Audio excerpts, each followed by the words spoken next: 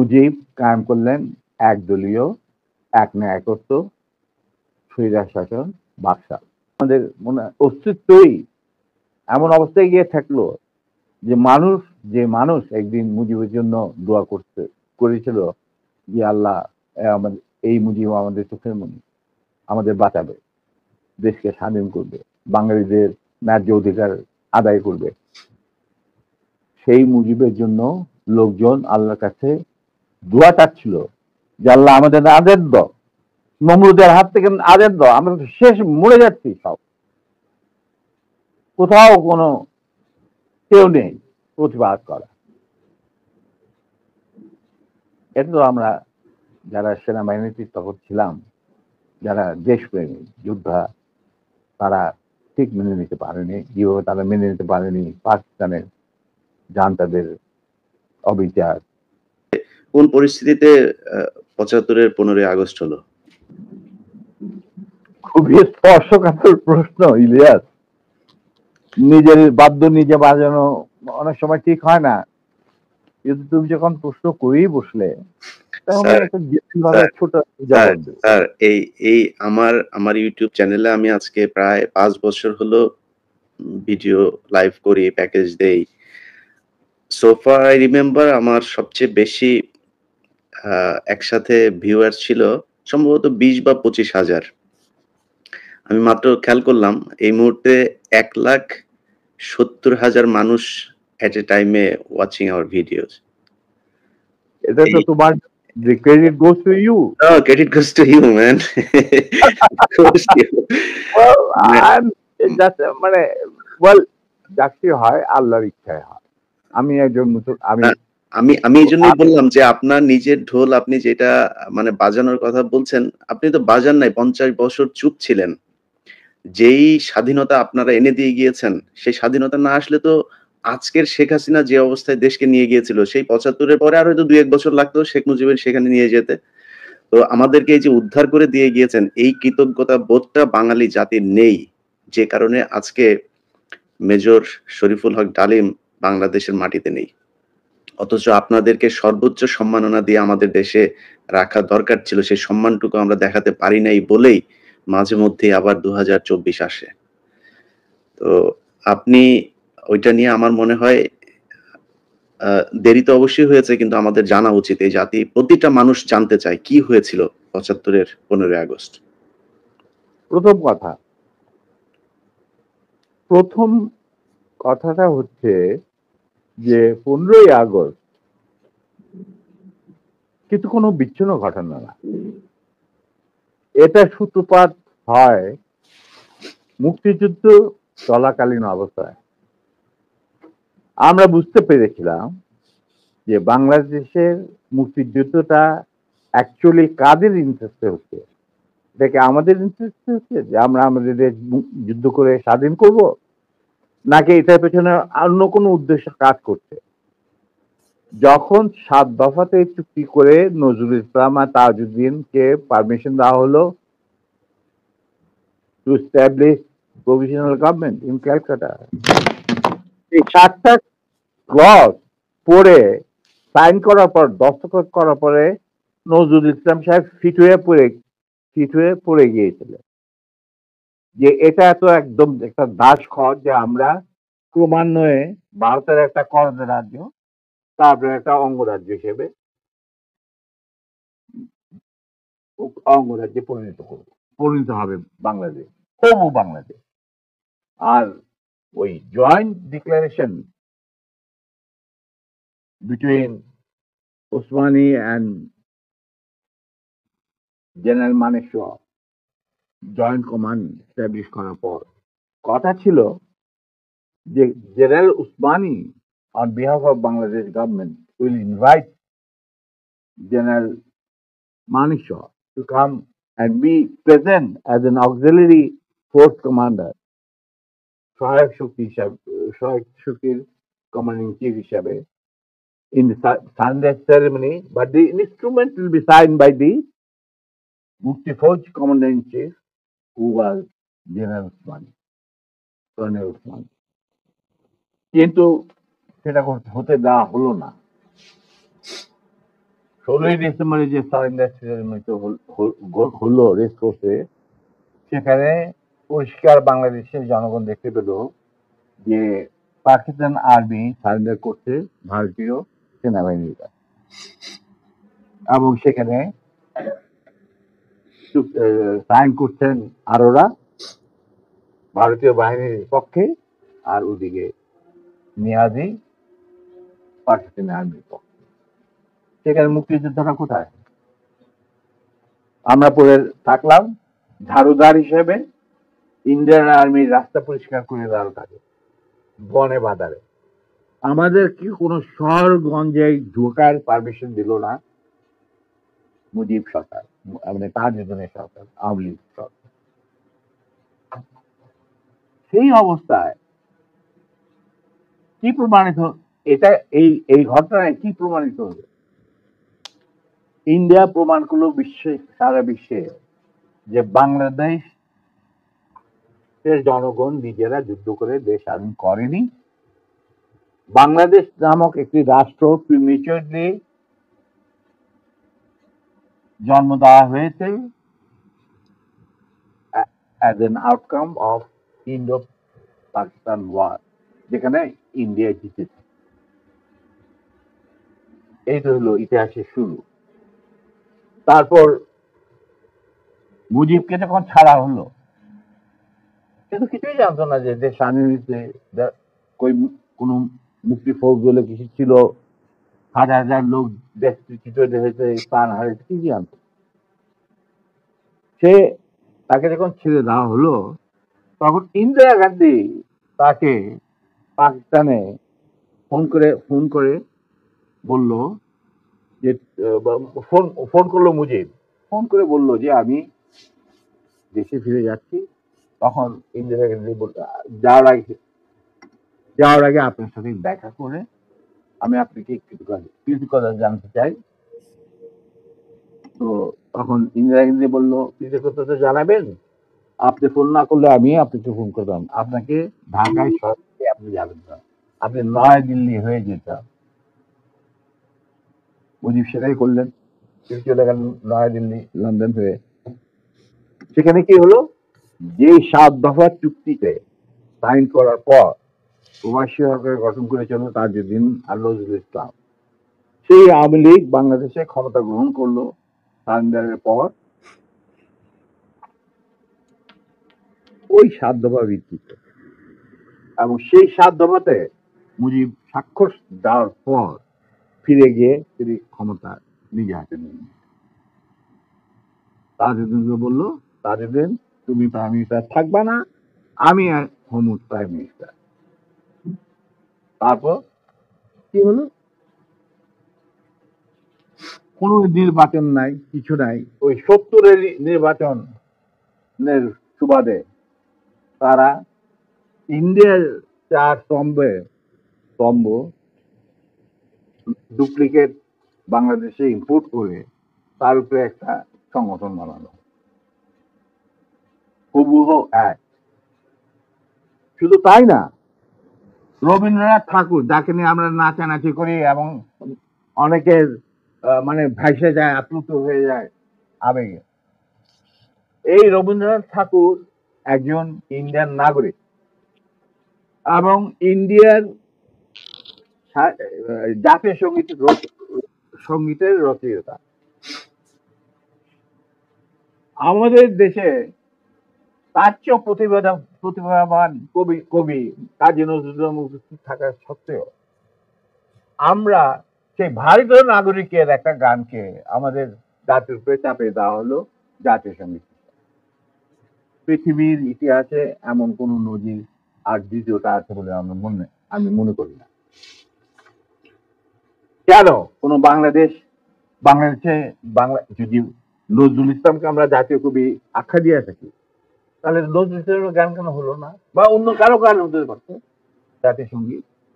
ভালো ভালো কবি সাহিত্যিক ছিলেন আমাদের দেশে, কিন্তু পৃথিবীর ইতিহাসে কোথাও নাই যে বিদেশি এক নাগরিকে যে নাকি তার দেশের জাতীয় সঙ্গীত রচনা করেছে এবং আমাদের শুদ্ধ স্বাধীন বাংলাদেশে এসে আমাদের জাতীয় সঙ্গীত রচনা করতে হবে। তো কি ধরনের কথা? That means you have nothing in your hand. তারপর মুজিবকে দিয়ে রক্ষী বাহিনী সৃষ্টি করানো করলো ইন্ডিয়া। তারা বাংলাদেশের সামরিক বাহিনীকে দুর্বল করে একটা নামে মাত্র সামরিক বাহিনী, হাতে লণ্ঠন করে ঠনঠন, এই ধরনের একটা সেনাবাহিনী রাখবে। আর কারণ একটা সেনাবাহিনী তো রাখতেই হবে, কারণ যে কোনো জাতির মেরুদণ্ড হচ্ছে সেনাবাহিনী। ওই হাতে লণ্ঠন করে ঠনঠন, আর আসলে তার চেয়ে অনেক শক্তিশালী একটা বাহিনী গঠন করলো ইন্ডিয়া। স্যার ওই যে ৭ দফাটা আমরা তো ইতিহাস পড়ে আমরা তো আসলে সাক্ষী না, আমরা পড়ে মানুষকে জানানোর চেষ্টা করেছি। আপনার স্মরণ আছে ৭ দফাটার কথা কি কি ছিল? ওই দফায় যদি কয়েকটা গুরুত্বপূর্ণ জায়গা যদি মনে রাখেন। দেখো ভাই, আমি তো অ্যাকচুয়ালি ৭ দফা একদম টোটো এগুলো আমার বইতে লেখা আছে। যারা এটা কেন জিজ্ঞেস করলাম স্যার, কারণ হচ্ছে মানে আচ্ছা, আমি করতে পারবেন না স্যার, সেনাবাহিনী তো ৭ দফা মানলে করতে পারবেন না স্যার। আমার পক্ষে হয়তো এখন রিক্যালেক্ট করা অফেন ডিফিকাল্ট, কারণ আমার মাথায় অনেক কিছু খেলা করে। জি স্যার। দু একটা জিনিস বলছি, যেমন ধরো মুজিব এবং তার সরকারকে প্রোটেকশন দেওয়ার জন্য ইন্ডিয়ান আর্মি অবস্থান করবে বাংলাদেশ। বাংলাদেশে কোনো শক্তিশালী সামরিক বাহিনী গঠিত হবে না। বাংলাদেশের কোনো স্বাধীন বৈদেশিক নীতি থাকবে না। বাংলাদেশের শাসন ব্যবস্থা, আমলাতন্ত্র, শিক্ষা ব্যবস্থা, স্বাস্থ্য ব্যবস্থা, শিল্প ব্যবস্থা, কৃষি ব্যবস্থা সবকিছুই চলবে ভারতীয় বিশেষজ্ঞদের ইচ্ছা মতো। তারা মুজিব বিরোধী কোনো মানুষকে বাঁচিয়ে রাখা হবে না। তার জন্য যত লোক মারা দরকার মারা হবে, যত লোককে লুলা ল্যাংড়া করা হবে, চক্ষু তুলে নেওয়া হবে, মেয়েদের ইজ্জত লুণ্ঠন করা হবে, কোনো সমস্যা নেই। এইভাবে প্রতিপক্ষের উপর ঝাঁপিয়ে পড়ায় 40,000-এরও বেশি লোক মারা গেছে, সেটা সবাই জানে, প্রথম থেকে আসছে। তারপর তোমার আমরা একটা করদ রাজ্যে পরিণত হয়ে গেলাম। কিন্তু সমস্যা দেখা দিল যে বাংলাদেশের মাটিতে যদি যে ইন্ডিয়ান সোলজাররা অবস্থান নেয়, তাহলে বিদেশ থেকে কোনো দেশেই বাংলাদেশের স্বীকৃতি দিতে রাজি না। কারণ পাকিস্তান ইতিমধ্যে সিকিউরিটি কাউন্সিল থেকে একটা আইন পাস করে নিল যে বাংলাদেশে কে নিয়ন্ত্রণ করতে ভারত তাদের সেনাবাহিনীর মাধ্যমে, মুজিব সরকারের মাধ্যমে। অতএব এটা একটা ডিসপিউটেড টেরিটরি, এটা একটা স্বাধীন দেশ নয়। তাই আপনারা স্বাধীন কিভাবে রিকগনাইজ করবেন মুজিবের সরকারকে? এরপর এই অবস্থায় ইন্দিরা গান্ধী পড়ল মুসিবত, মুজিব সরকার। তখন ইন্ডিয়ান সরকার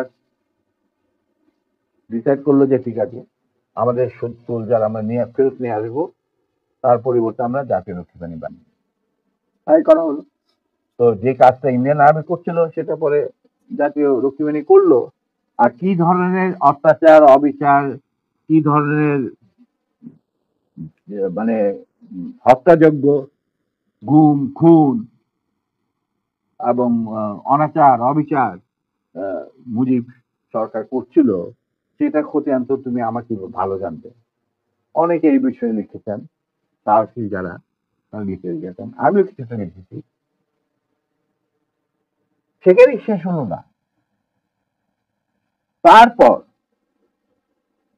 দেখা গেল যে সেই সূতিকাগার থেকে মুজিব কায়েম করলেন একদলীয়, এক ন্যায়কত্ব, স্বৈরাচার শাসন, বাকশাল, এবং নিজেকে তিনি আজীবন রাষ্ট্রপতি হিসেবে ঘোষণা দেবেন সিদ্ধান্ত না হলো। এই বাকশালের মেম্বার সবাই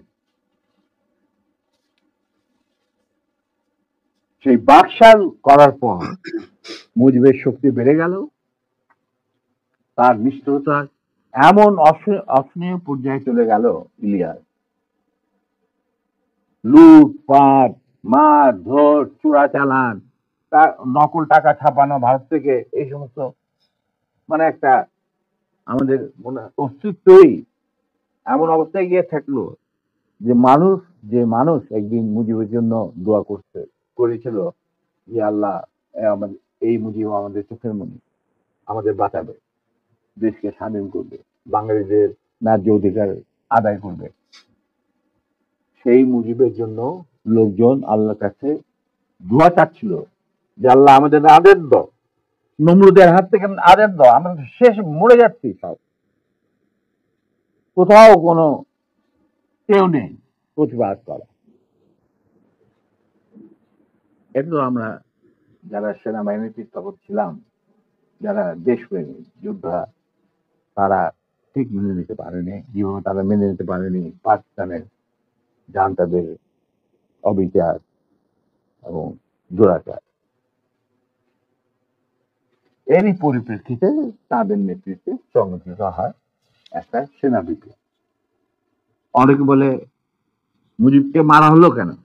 মুজিব তো মারা যায় নাই, মুজিব নিহত হয়েছে একটা সেনা অভ্যুত্থানের ঘটাকালে। সেনা অভ্যুত্থান তো আর খালি আছে মার্বেল খেলে না, ওখানে দুই পক্ষ থেকেই গোলাগুলি হয় এবং হতাহত হয় দুই পক্ষে। যেমন মুজিবের পক্ষের কিছু লোক মারা গেল, সেভাবে বিপ্লবীদের সেনা অভ্যুত্থানকারী বিপ্লবীদের তরফেও কিছু লোক প্রাণ হারায়। এটাই বাস্তবতা। কিন্তু তারা বিজয়ী হয়ে গেল, বিপ্লবীরা বিজয়ী হলো, তারা ক্ষমতা তাদের নিজে হাতে নিয়ে নিল। স্বতঃস্ফূর্ত ভাবে ইলিয়াস ঘোষণাটা আমি দিয়েছিলাম, স্বতঃস্ফূর্ত ভাবে মুজিবের সেই মৃত্যুর খবর জানার পর আর বাকশালের পতনের খবর জানার পর লাখো লাখো লোক, মানে দেশের রাস্তা ঘাট, গঞ্জ, শহর, বন্দর, নগর, গ্রাম, সবাই আনন্দ মিছিল বের করলো। আমরা তো এই সমস্ত লোকজনকে ডেকে নিয়ে আসিনি, স্বতঃস্ফূর্ত ভাবে লোকজন। আর যে সমস্ত রাজনৈতিক নেতা বা দলগুলো আন্ডারগ্রাউন্ড ছিল, তারাও জনসমর্থন নিয়ে রাস্তায় চলে আসে। এইভাবেই জনস্বীকৃতি পেয়েছিল বন্দিয়া রাষ্ট্রে বলসেবিক সামরিক অভ্যুত্থান। এবং পরবর্তীতে খালেদ মোশাররফের প্রতিক্রিয়াশীল কুচক্রীদের কুদেতার বিরুদ্ধে ঘটা 7 নভেম্বর সিপাহী জনতা বিপ্লব, এগুলো সব একই সূত্রে গাথা। তো আমি বলবো যে আমাদের ফার্স্ট রিপাবলিক ছিল, ফ্রান্স রেভলিউশনের পরিপ্রেক্ষিতে বলছি, ফার্স্ট রিপাবলিক ছিল ৭১-এর মুক্তিযুদ্ধ, তারই ধারাবাহিকতায় হয়েছে ৭৫ আগস্ট বিপ্লব, তারই ধারাবাহিকতায় থার্ড রিপাবলিক হয়েছে ১৯২৪ সালের ছাত্র জনতার গণ অভ্যুত্থান। এখন যেহেতু আমি বলেছি যে সম্পূর্ণ বিজয় আমাদের এখনো অর্জিত হয়নি, চলমান বিপ্লবের গতিধারায় সংগঠিত হবে চতুর্থ রিপাবলিক, মানে চতুর্থ বিপ্লব। আমি এবং আমার সাথী ভাইরা যারা এখনো বেঁচে আছেন, যে অবস্থাতেই আছেন, আমরা যদি আমাদের বর্তমান প্রজন্মের বিপ্লবীদের, ছাত্র জনতা, তাদের বিপ্লবী কাণ্ডে কোন রকম অবদান রাখতে পারি, আমাদের নিজস্ব অভিজ্ঞতা, যোগাযোগ থেকে, তাহলে আমরা সেটা করতে প্রস্তুত, পিছপা হব না ইনশাল্লাহ। এবং আমরা তাদেরকে শ্রদ্ধা, সালাম এবং বিপ্লবী সালাম সাথে মন থেকে দোয়া করছি যে তাদের বিপ্লব যাতে ব্যর্থ না হয়, তারা যাতে বিজয় সংগঠিত করে বিজয় অর্জন করে, তারা যাতে একটা সুখী, সমৃদ্ধ, শক্তিশালী বাংলাদেশ গড়ে তুলে তাকে দুর্যোগ ঘাঁটি হিসেবে স্থাপিত করতে পারে। এই আমার